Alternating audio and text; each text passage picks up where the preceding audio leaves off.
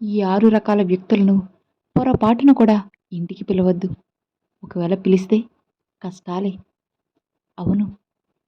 మీ జీవితాన్ని మార్చే విలువైన కథలు, ప్రేరణ ఇచ్చే నీతులు, మనసుని హత్తుకునే కొన్ని విషయాలను ఈరోజు నేను తెలియజేయబోతున్నాను. ఇది వినడం వల్ల మీ ఆలోచనలు కొత్త దిశలోకి వస్తాయి. మరి ఇక ఆలస్యం ఎందుకు? వీడియోలోకి వెళ్ళిపోదాం. ఆఖరి వరకు వినండి. ఈ ఆరు ఈ ఆరుగురు వ్యక్తులు ఇంటికి పిలిస్తే మీ కష్టాలను మీరే కొని తెచ్చుకున్నట్లు. సాధారణంగా అతిథిని దేవుడితో సమానంగా భావిస్తాం కదా. మన ఇంటికి ఎవరు వచ్చినా సరే సగౌరవంగా ఆహ్వానిస్తాం. కానీ గుర్తుపెట్టుకోండి, కొంతమందిని మాత్రం అస్సలు ఇంటికి పిలవకూడదు అని మీరు గుర్తుపెట్టుకోవాలి. అలాంటి వారిని మీరు పొరపాటున ఆహ్వానిస్తే ఇంట్లో సమస్యలు, దురదృష్టం, ఆర్థిక నష్టాలు ఖచ్చితంగా వస్తాయి. మరి ఇక ఆరుగురు వ్యక్తులు ఎవరు, ఎందుకు రానివ్వకూడదు, వారిని ఇంటికి ఎందుకు పిలవకూడదు అన్న విషయాలన్నీ ఇప్పుడు మనం ఈ వీడియోలో తెలుసుకుందాం. జాగ్రత్తగా వింటాం కదా. పట్టుదల అనేది తెలివికి మారుపేరు. అవును కదా.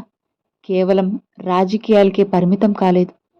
మానవ సంబంధాల గురించి, జీవితంలో మనం ఎలా నడుచుకోవాలో కూడా ఎన్నో విషయాలు మనం తెలుసుకోవాలి. అప్పుడే సంతోషంగా ఉంటాం. ఈ 6 రకాల వ్యక్తుల గురించి మాట్లాడుకుందాం.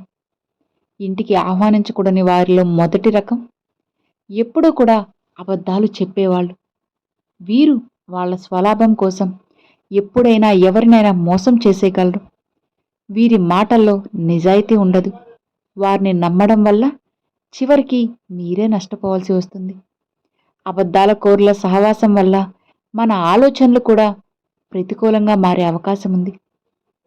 గుర్తుపెట్టుకోండి, జాగ్రత్తగా ఉండండి. అబద్ధాలు చెప్పేవారిని ఇంటికి ఆహ్వానిస్తే అది మీ ఇంట్లో అపనమ్మకాన్ని, గొడవలను సృష్టిస్తుంది. ఉదాహరణకు, ఒక వ్యాపారంలో అబద్ధాలు చెప్పి లాభాలు సంపాదించే వ్యక్తిని ఇంటికి ఆహ్వానిస్తే ఆయన మీకు కూడా అదే తప్పుడు మార్గాలను చూపుతారు. ఇక రెండో రకం, తమ అవసరం తీరిన తర్వాత మిమ్మల్ని పట్టించుకునే అవకాశవాదులు. వీరు కేవలం తమ అవసరాల కోసం మాత్రమే మీ దగ్గరకు వస్తారు. మీకు కష్టం వచ్చినప్పుడు కనీసం పలకరించడానికి కూడా రారు. ఇలాంటి వారిని ఇంటికి పిలిస్తే వారు మీ శ్రేయస్సు కోరేవారుగా కాకుండా కేవలం ఏదో ఆశించి వచ్చిన వారుగా ఉంటారు. నిజమైన స్నేహం అంటే కష్టంలో తోడుండేది.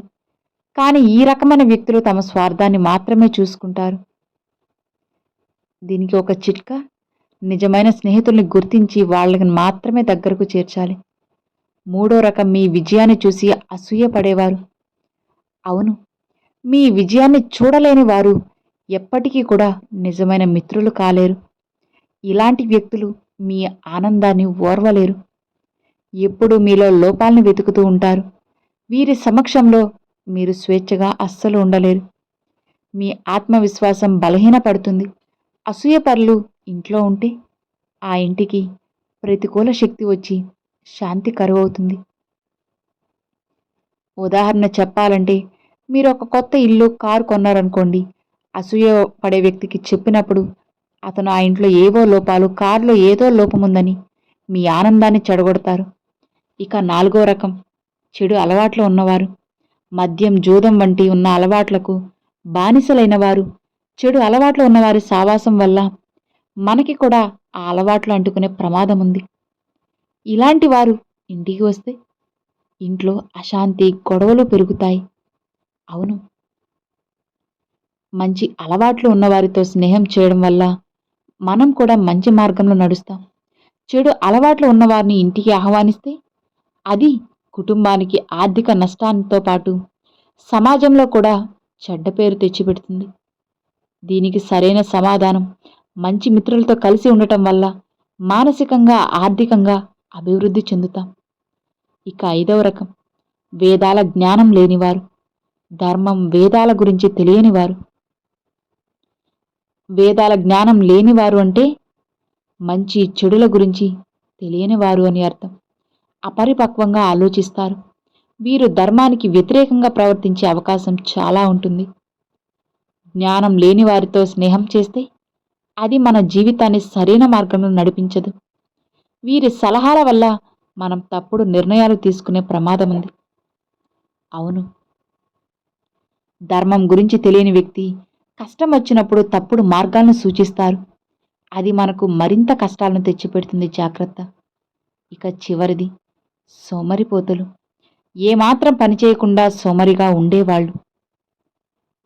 బద్ధకం వల్ల ఆ వ్యక్తి జీవితంలో అభివృద్ధి అస్సలు సాధించలేడు. ఇక అలాంటి వారిని ఇంటికి నువ్వు ఆహ్వానిస్తే వారి బద్ధకం నీపై కూడా ప్రభావం చూపుతుంది. జాగ్రత్త. కష్టపడి పనిచేసే వారిని చూసి ప్రోత్సహించడం కాకుండా సోమరిపోతులు మనల్ని కూడా నిరుత్సాహపరుస్తారు. అవును కదా, ఏం చేస్తాలో ఏం పనుందని నిరుత్సాహపడతారు. మంచి లక్ష్యాలు, కష్టపడే స్వభావం ఉన్నవారితోనే కలిసి ఉండాలి. మీ చుట్టూ ప్రేరణ ఇచ్చే వ్యక్తుల్ని ఉంచుకోండి. అప్పుడే మీరు కూడా విజయాన్ని సాధించగలరు. లేదంటే మీరు కూడా చాలా ఇబ్బంది పడాల్సి వస్తుంది. పొరపాటున కూడా ఈ 6 వ్యక్తిని ఇంటికి పిలవద్దు. అతిథిని గౌరవించడం మంచిదే, కానీ ఇలాంటి అతిథులను ఆహ్వానించాలని ఎక్కడా రూల్ లేదు. మీ ఇంటిని, మీ కుటుంబాన్ని రక్షించుకోవాలంటే వీళ్ళని నిదానంగా దూరం పెట్టడం ముఖ్యం. మీ జీవితంలో ఎదగడానికి, సుఖంగా జీవించడానికి ఈ 6 వ్యక్తులు దూరంగా ఉంటేనే మీరు సంతోషంగా, సుఖంగా కూడా ఉండగలరు. కాబట్టి జాగ్రత్తగా ఉండండి. ఎవరు ఎలాంటి వాళ్ళు అనేది తెలుసుకొని జాగ్రత్త పడాలి. లేకపోతే మీ కుటుంబానికి ఒక పెద్ద ఆపద పొంచి ఉంటుంది. అర్థమైంది కదా? సో విన్నారు కదండి. ఈ వీడియో నచ్చితే లైక్ చేయండి. మీ ఫ్రెండ్స్ అండ్ ఫ్యామిలీస్కి షేర్ చేయండి. ఫస్ట్గా మన ఛానల్ చూసే వాళ్ళు సబ్స్క్రైబ్ చేసి సపోర్ట్ చేయండి ఫ్రెండ్స్. Thanks for watching.